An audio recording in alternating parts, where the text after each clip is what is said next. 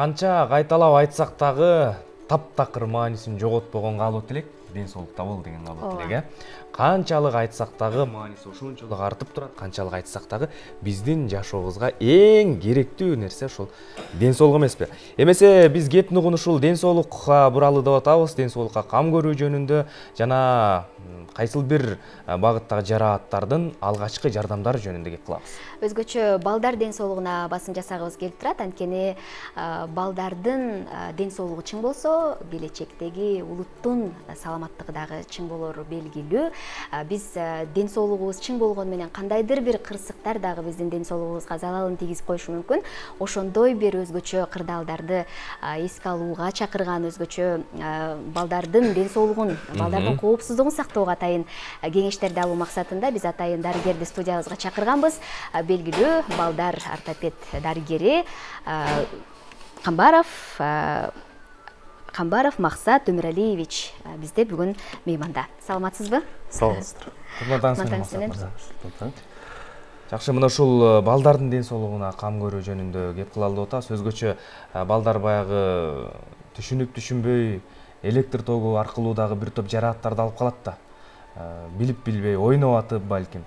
Мына ушул жагдайдагы биринчи жардамдар кандай болуш керек? Ата-эненин бир кулагына күмүш сырга иретинде айтып өтсөк, жакшы бир кеңеш болот го. Жакында балдар эс алууга чыгат дегенде, Туура, жакында каникулдар башталат. Ошондуктан балдарды биринчиден кароосуз калтырбаганга аракет кылыш керек.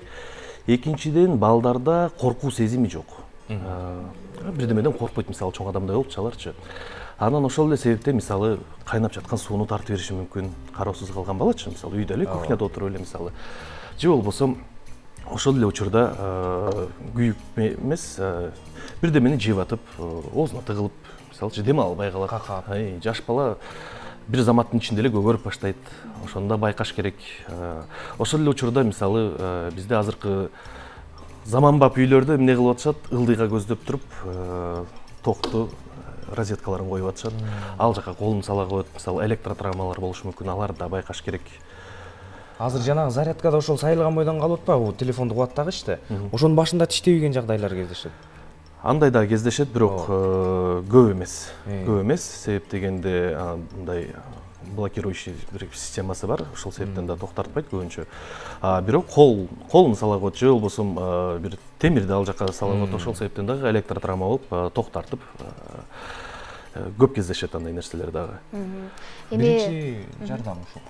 Биринчи жардамды эгер электротравма дей турган болсок, токтарткан учурда адамда эмне болот? Адамда нормада жүрөк систола жана диастола менен согот. 1-2 дегендей. Ошол эле учурда ток өтөт. Ток өткөндө бул адамдын денесинде ортодо жүрөк турат. Ар дайым жаралануучу бул жүрөк болот биринчи. Жүрөк мерцательный аритмия деп коет. Иштегиси келет, бирок иштебей калат, туруп калат. Бизде кыргыздарда эмне кылат? Алып барып туруп жерге көмөт. Жерге ток кетсин депчи, жок, андай болбойт эч качан. Буну бир эске тутуш керек. Себеп дегенде жүрөк иштегиси келаткан жерде аны иштетиш керек. Пульс кетип калат, адам дем албай калат. Ошол эле учурда жаш бала мисалычы, аны жандандыруу керек. Реанимация. Аны алып барып туруп жерге мол жерге чейин көмүп коюп, анан жанда предварительно неме кылыштын кереги жок. Жандандыруу керек. Кантип? Ошол эле учурда пульс жокпу, мисалы жүрөк сокпой атат, дем албай атат. Карабайбыз, көөдөндүн ылдыйкы 3/1 бөлүгүндө, ылдыйкы тарабында жүрөктүн локациясы болот. Биз ошол жерден кармап, аны жандандырууга аракет кылышыбыз керек. То есть, мындайча айтканда, жүрөктү массаж. Непрямой массаж деп коет. 30 жолу, мисалы. Анан 2 жолу дем беришибиз керек, аба берипчи. Анын бул практика жүзүндө албетте бир убактыбыз болгондо шашпай көрсөтүп беребиз. Аны бир аз убакыт. Демек, эзелтеден кыргыз эли баягы ошо колдонуп келген ыкма мындай туура эмес ыкма, сөзсүз, Туура эмес.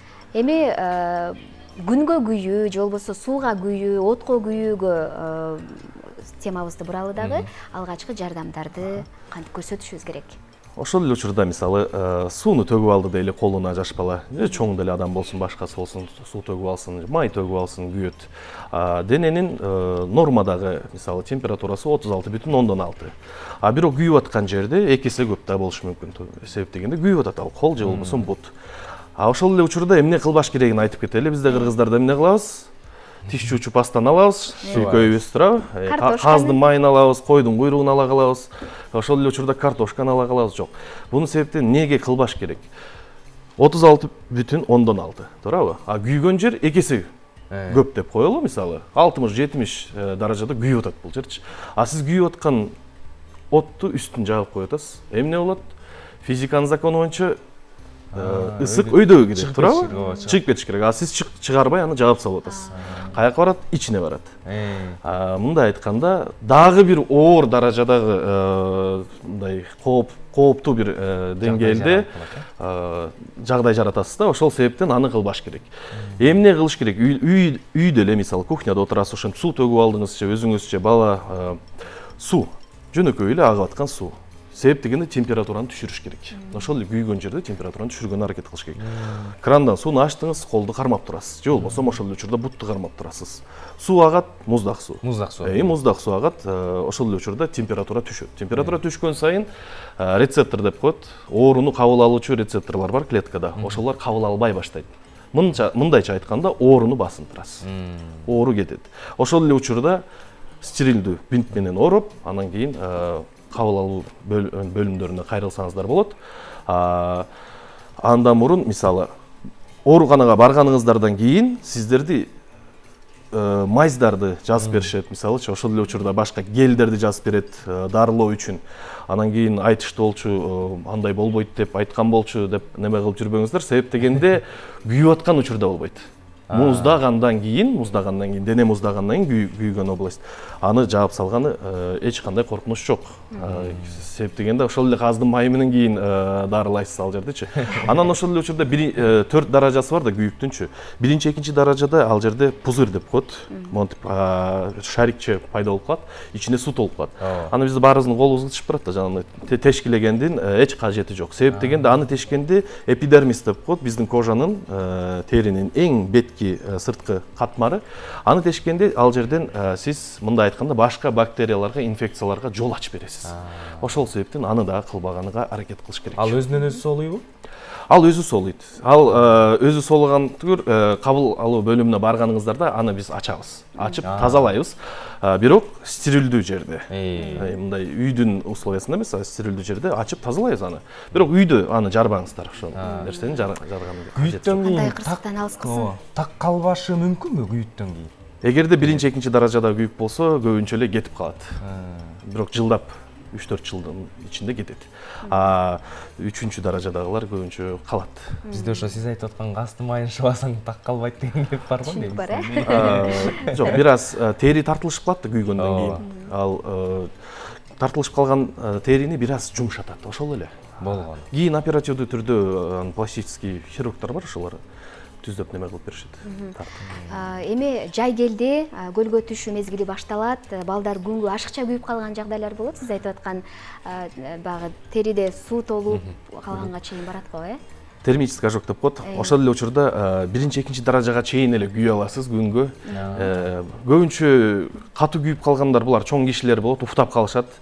Бир нерселердин себебин айнанчы, ошо жаткан жериндечи. Ошолор бир аз көп күйүктү алып алышы мүмкүн. Балдардын учурунда жок. Биринчи даражадан дагы көбүнчө ашышпайт жаш балдар, себеп дегенде ысып баштаган денеде эле ыйлап туруп, же уктап калса деле качып башташат. Ошол эле нерсе, ошол эле муздак нерсе менен муздатуу, көлөкөгө алуу, муздак суу болсо, же болбосо ошол эле бир нерсеге чылап денени муздатуу керек. Бирдей, эч немеси жок, айырмасы жок. Ошол эле учурда мисалы сууга көп барышат, эми сууга түшүп башташат азыркы учурда. Анан суу жутуп алгандар көп болот. Ошол суу жутуп алган кезде дагы жанагы Кашкыр менен Коёндун бир немеси бар эмеспи, мультфильмичи? Бутун көтөрүп алып, Кашкырдын оозунан суу чыгарабыз деп, жок, антип чыгарылбайт. Эгерде бала суу жутуп алса, же болбосо жаныңыздагы эле отуруп аткан чогуу жүргөн эле бир досуңуз сууга кирип кетсе, аны тез учурда чыгарган аракет кылыш. Чыгаргандан кийин анын пульс барбы, мисалы, жүрөк согот абы. Мисалы, көбүнчө жүрөк согот, көбүнчө учурда жүрөк согот, бирок өпкө иштебей калат. Өпкө иштебей калат, себеп дегенде суу жутуп алат. Өпкө шокту. Өпкөдөн сууну чыгарыш керек. Кантип? Ошол эле учурда жандандыруу, реанимация. же болбосо кейимликтин ыкмасы деп коет бизде. Кейимликтин эки ыкмасы бар. Биринчиси жаш балдарга колдонулат. Мисалы кичинекей бөбөктөрдө эле 1 жашка чейинки балдар сууга чөгүп кетти. Ошол эле учурда чыгарсак, көгөрүп баштаган болот бала. Аны биз алаканыбызга жаткырып эле, башын ылдый каратып, артына уруп, сууну чыгарган аракет кылышыбыз керек. А чоң кишини антип көтөрө албайсыз да. А чоң кишиге келгенде биз көдөнчөнүн ылдыйында жумшак жер башалат, эпигастральный область деп коет. Ошол жерге колду кармап туруп, кысып коюш. Терс компрессия пайда кылышыбыз керек. Кысыпчы өпкөдөн ошол кезде чыгарат. Эгерде көтөрө албасаңыз, тизеңизге жаткырсаңыз болот кишиничи. Эгер ал ыкмалар жардам бербесе, андан кийин жандандырууга биз аракет кылышыбыз керек. Ошол эле учурда жүрөктүн массажы же болбосо искусственный вентиляция кылып дем берүү. Баланы көмкөрөсүнөн кармаш керек да ошондо. Жаш баланы биздин алаканыбызга эле билекке батат да жаш балачы. Көмкөрөсүнөн ичи менен жаткырып туруп, башын ылдый салаңдатып эле, бир аз ылдыйлатып туруп, артына омуртка тараптарына урабыз, эки лопатканын ортосуна. Себеп дегенде ылдыйлаганда биринчиден суу инерция боюнча ылдый кетет, а урган кезде биз козгойбуз өпкөнү, өпкө отрицательный давленияны чыгарат, ошентип туруп оозунан суу чыгып кетет. Чыгары менен эс алып баштайт. Анан кийин ойлобоңуздар, жанагынтип мисалы чоң кишилердин оозунан сууну чыгарганда жана кинолордогудай болуп ойгонуп кетип кучактай калып рахмат айтат деп жок. Эч качан антип өзүнө келбейт адам. Биринчи учурда дем пайда болот, эс алып баштайт, көзүн ачат. Анан мындай айтканда бир 5-10 мүнөт өзүнө келгенчекти жатат ал киши. Анан кийин гана жаш баланы ошо суусун оозунан чыгаргандан кийинки кадам кандай болуш керек? Эс алды деп эсептей берсек болобу? Ооба, эс алганда жаш балдар көбүнчө чыңырат, ыйлайт. Аябай туура-суура болду. Чоң кишинин деле, жаш баланын деле суу чыгып бүткөндөн кийин өзүнө келип баштаган кезде кандай кылабыз? Капталга жаткырабыз. Чалкасынан эмес, капталга. Себептен оң жакты же сол жакты баш карап туруш керек. Ошол эле учурда мисалы мээ чайкоосу болуп калат, кээде жыгылып түшүп башка болуп, бул симптоматикалары эмне? Кусат. Ордунан турган кезде эле эчтекеси жок эле, мисалы сүйлөшүп отурган кезде эле кусуп баштайт адам. Ошол кусундусун өзүнө өзү дыхательный путь деп коет, өйдөңкү жакты жабып калып, дем ала албай калбаш үчүн капталга жаткырылат. Себеп дегенде солго же оңго бурулуп жатканда ошол эле сыртка чыгат. Дем алуучу путтар бош болот дагы, дем ала берет бала. Максат Өмүралиевич, бүгүнкү күндө кандай көйгөйлөр менен көбүрөөк кайрылат балдар? Эми жаш балдарда кышында мисалы ошол эле чана тебип, ошол эле лыжаларды тебип, мисалы буттарын сындырып, колдорун сындырып көп кайрылышат. Жайдын күнүндө ошол эле мисалы парктарга чыгып ойношот, селкинчек тебишет, ошентип жаракаттарды алып көп кайрылышат. Анан акыркы учурларда жол кырсыгынан да көп травмаларды алып башташты балдар.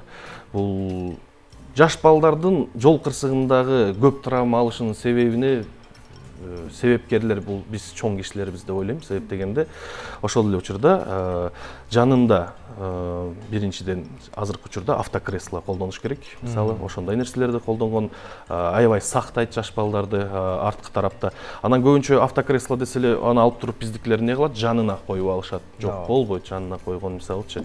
Себеп дегенде ошол эле airbag'тин күчү менен балдардын көп жаракатын алганын көргөнбүз, мойнун кайрып алгандарын да көп көргөнбүз. Ошол себептен артка коюңуздар. Анан көбүнчө ошол креслону колдонгонго аракет кылыш керек. Себеп дегенде көп травмалардан аябай көп учурда сактаган ошол автокресло деген нерсе. Жакшы. Эми ден соолукта болсун дейли жаш балдарыбыз. Баягы кайрылгандар аз болсун. Кулаңыздарга күмүш сырга жогоруда да биз ушул аттракциондор жөнүндө кеп кылганда айтканбыз. Ата-энелер дагы ошол жакта иштеген, жүргөн чоңдор дагы жоопкерчиликти сиздер да сезишиңиздер керек деп мына дарыгердин өзүнүн оозунан угуп атабыз. Чоңдор биз күнөөлүүбүз деп. Андыктан балдарды кароодо, сактоодо, алардын коопсуздугун кам көрүүдө чоңдор жоопкерчиликти жакшы эле моюнга алып өтө бир тыкыр көзөмөлдө болушубуз керек. Бүгүн бизде мейманда балдар ортопед дарыгери Өмүрали Камбаров Максат Өмүралиевич болду. Максат Өмүралиевич, сизге ыраазычылык билдиребиз, бар болуңуз.